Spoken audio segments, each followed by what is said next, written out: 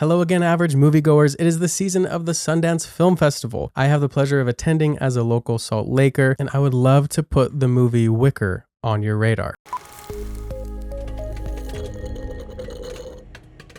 Wicker, from what I can tell, has been really well received at Sundance and buyers are circling, but to my knowledge, the movie has not yet been purchased. I think whoever buys the US distribution rights could strike a really good deal and turn a good profit on this movie if they market it well. And this is maybe some hubris in this guess, but I think that this movie could be a contender for an upcoming award season in terms of production design and makeup. But I'll get to that. Of course, it's way too early to speculate about next award season when we're still in the midst of the current award season. But there's just some really exciting things in this movie that get me buzzed to talk about and share with you. I think that this movie shines in a few ways. It has great performances by none other than Olivia Colman, Peter Dinklage, Alexander Skarsgård, and Elizabeth Debicki. These are all fantastic actors that are doing incredible work.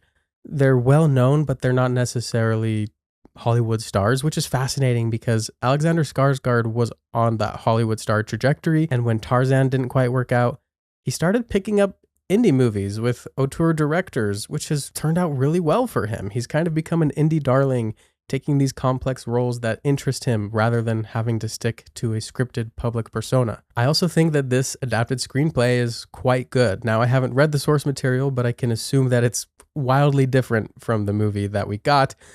But a good adaptation isn't about hitting a story beat for beat, stylistic choice for stylistic choice, tone for tone. A good adaptation is being inspired by the text and the truth that it tells, and then telling that truth in a different and unique way. What's the point of adapting something if it's just a page-to-page recreation of the book? Well, and you can't even do that. It's impossible. It's a different medium with different strengths. And this movie plays to those strengths. Wicker turns this 17-page short fable into a sex comedy. It creates a unique world set somewhere around the medieval times, and they have a lot of fun creating customs and traditions and superstitions that are totally flavored by modern sensibilities and are just hilarious to see in this context. It's definitely a commentary on patriarchal structures. All the women in this story are referred to as the wife of the occupation of their husband. So you have the tailor's wife and the baker's wife and so on. It's a satire about the customs of marriage and courtship and what men and women want out of marriage and can't seem to give each other. One woman is an outcast because she doesn't have a husband and she works for a living. So she's the fisherwoman. And when it becomes her turn to choose a husband, she asks the basket maker to make her a husband out of wicker. This man becomes imbued with life.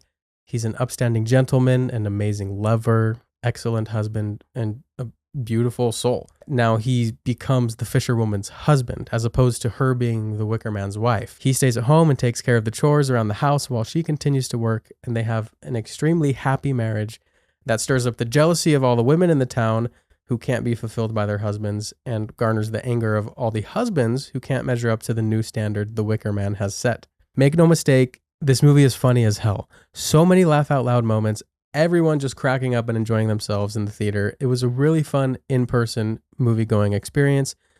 At the same time, this movie is adapted from a fable, and so it's imbued with this fairy tale-like quality with some really heartfelt moral lessons. And I just think that a lot of people are really going to vibe with this movie, not in a cult classic way. I think that it has the potential to find its audience right away, but the people who don't get it, they're just not going to get it. And I feel really bad for those people. But I don't just want to pass this off as a crazy sex comedy. It's also a really beautiful movie. Aesthetically, what they were able to achieve practically, making Alexander Skarsgård woven out of wicker, it looks incredible. I wish Fiyero looked this good in Wicked Part 2.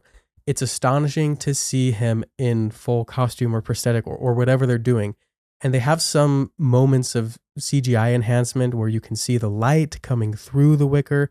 It's just really beautiful.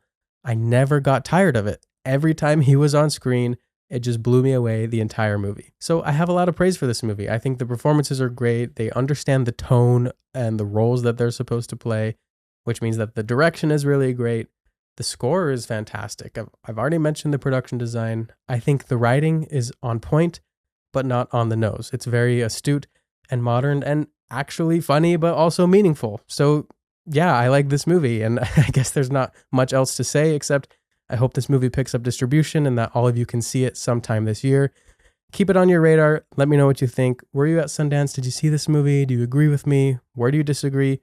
Try to back up your opinions, but remember that art is subjective. Be kind, be courteous. Above all else, keep watching movies and stay average.